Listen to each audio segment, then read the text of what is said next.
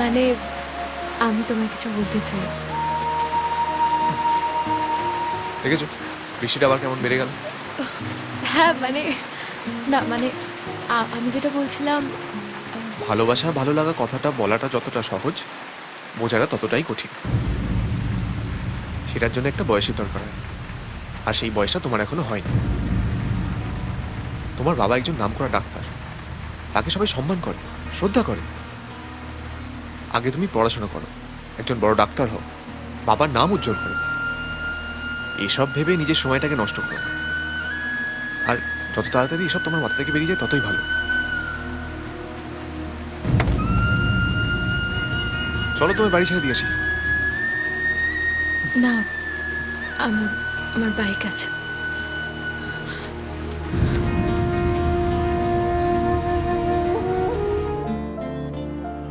ওই স্বপ্নটা আবার আমাকে অন্যরকম ভাবাতে শুরু করলো।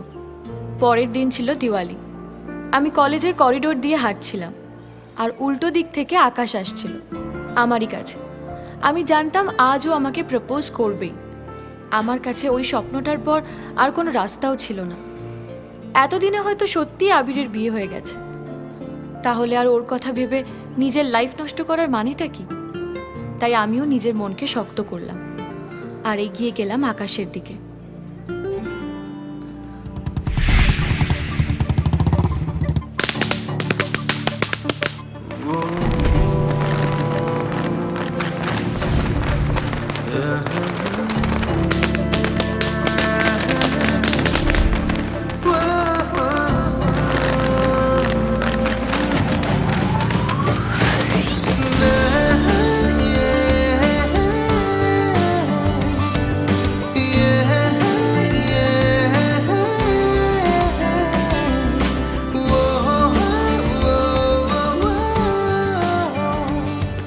তুমি এখানে? হ্যাঁ, এখানে ডাক্তারি পড়ছি, এখন ইন্টার্ন চলছে। তুমি? আমি আসলে এই ডক্টর বর্মনের সাথে দেখা করতে এসেছিলাম। একটু লেট হয়ে গেছে, ঘুরে এসে কথা বলি। চেম্বারটা ওদিকে। Thank you. কাজের অছিলায় ওকে এতক্ষণ কাছে পেয়ে খুব ভালো লাগছিল, কিন্তু তার মধ্যেও আমার আপ্রাণ চেষ্টা ছিল জীবনের পরীক্ষায় বেস্ট রেজাল্টটা করা।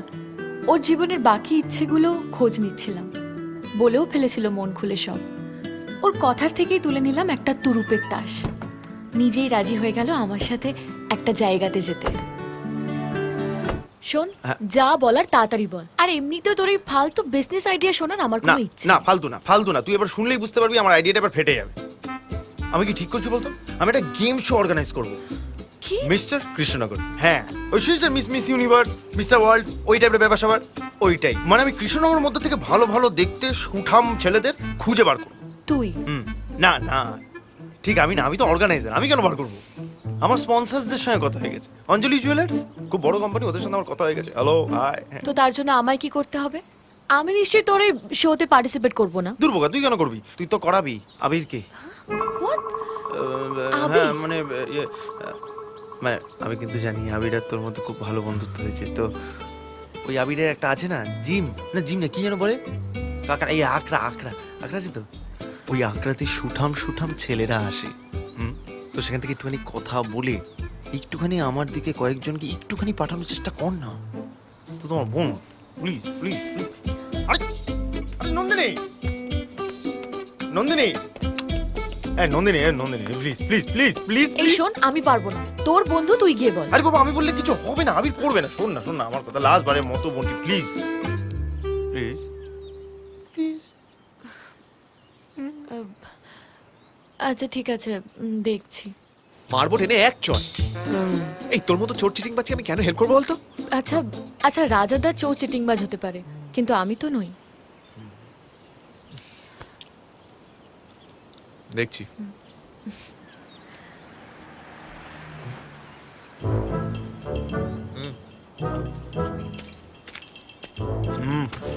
আরে যাও, একা করবে না, এত সাহায্য করছে, যা।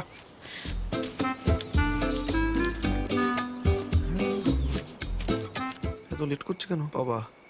বসে কেস খেয়ে যাবো।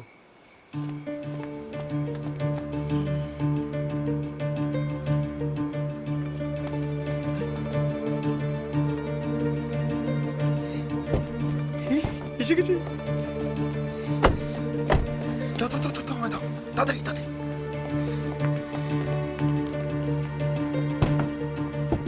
যা যা যা, তাড়াতাড়ি যা, তাড়াতাড়ি যা, রাখি। ফাস্ট ফাস্ট, চো চো চো চো চো চো।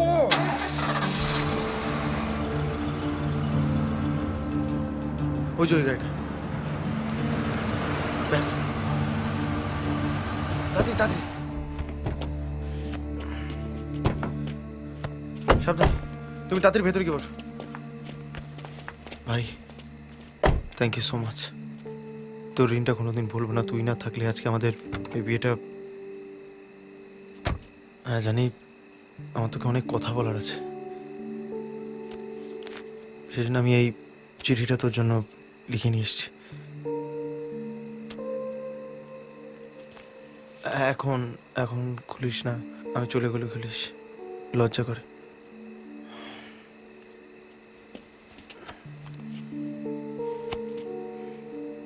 আসছি। ड्राइवर जी एक मिनट रुकिए। বোকা ছেলে, নিজেকে বড় হিরো ভাবিস তাই না? এতদিন এত রকমের বিজনেস করেছি, বিজনেসে ফ্লপ হয়েছে, কিন্তু হাল ছাড়িনি, শুধু তোকে একদিন হারাবো বলে। লাস্ট যে মিস্টার কৃষ্ণনগর করতে গেছিলাম, সেখানেও 2 লাখ টাকা ঝাড় খেয়েছি, তাই গা ঢাকা দিয়েছিলাম পাবলিক ক্যালাবে বলে। ফিরে এসে শুনি শতাব্দীর মাতাল বাপটা নাকি গণবিবাহতে মেয়ের নাম লিখিয়ে দিয়েছে, তাও আবার শালা তোর সাথে। কি ভেবেছিলি এবারেও জিতে যাবি? তাই প্ল্যান করে তোর হাত দিয়েই তোকে হারালাম। রাজা টাকা পয়সার ব্যাপারে চিটিংবাজ হতে পারে, কিন্তু ভালোবাসার ব্যাপারে কখনো না।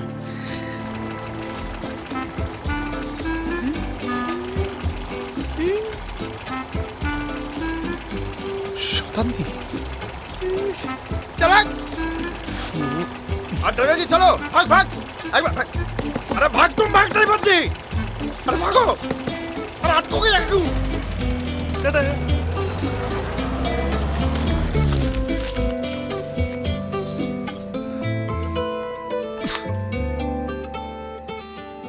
লালন বলেছিলেন মিলন হবে কতদিনে, কিন্তু চোখের সামনে ল্যাং খেলে কি হয় তা সেদিনই দেখলাম।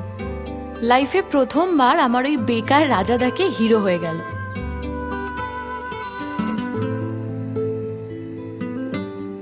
এবার জানতাম আবির শুধু আমারই হবে, আমার দিকে তাকাবে আর বলবে I love you Nandini. I hate you Nandini.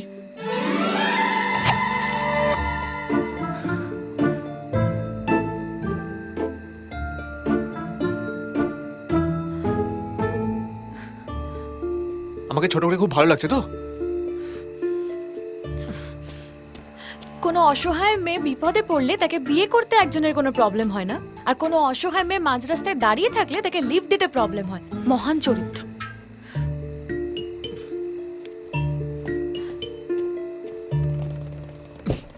ওঠো।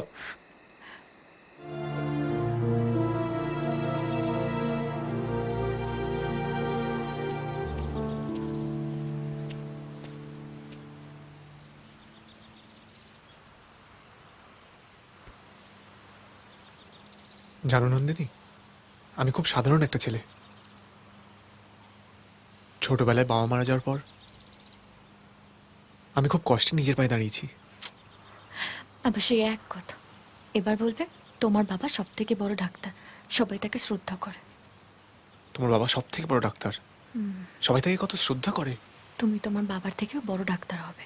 দেখো, তুমি তোমার বাবার থেকে একজন বড় ডাক্তার হবে। তোমার আমার দুজনের পৃথিবী একদম আলাদা। তোমার আর আমার দুজনের পৃথিবীটা সম্পূর্ণ আলাদা।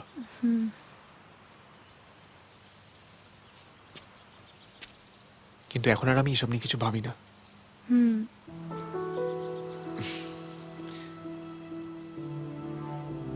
আমি জানি তুমি আমায় পাগলের মতো ভালোবেসে গেছো। তুমি আমাকে পাওয়ার জন্য অনেক কষ্ট করেছো, কিন্তু তুমি কি একবারও জানার চেষ্টা করেছো যে আমি কি চাই বা আমার কাকে ভালো লাগে? ভাবনি। উল্টে তুমি ওই রাজার মতো বাজে একটা ছেলের সাথে হাত মিলিয়ে আমাকে ছোট করেছো।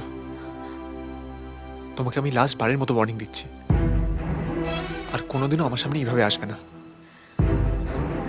পরের বার আমি তোমাকে আমার বাড়িতে স্ত্রী হিসেবে কপালে সিঁদুর আর মাথায় ঘোমটা দিয়ে দেখতে চাই, বুঝেছ?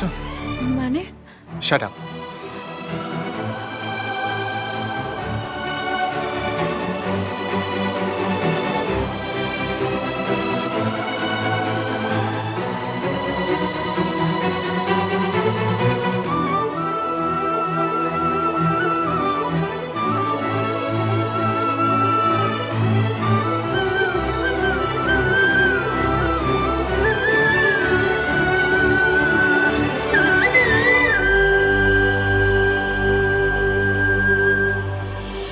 इश्क खुदा है इश्क बला है इश्क में हारे जग सारा इश्क खुदा है इश्क बला है इश्क में सारे दिल हारा इश्क खुदा है इश्क बला है इश्क में हारे जग सारा इश्क खुदा है इश्क बला है इश्क में सारे दिल हारा জানি সে রাখি লুকিয়ে লুকিয়ে মন, জানি সে চায় শুধু আমাকে,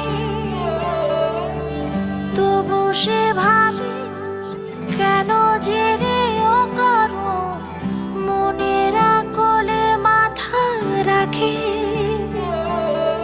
দাও বলে দাও পেলে ঘুম এনে দাও আর চাঁদ চলে যাক জোছনা যাও বয়ে যাও হয়ে দক্ষিণ বাতাস ভাসবো তোমারি দরিয়া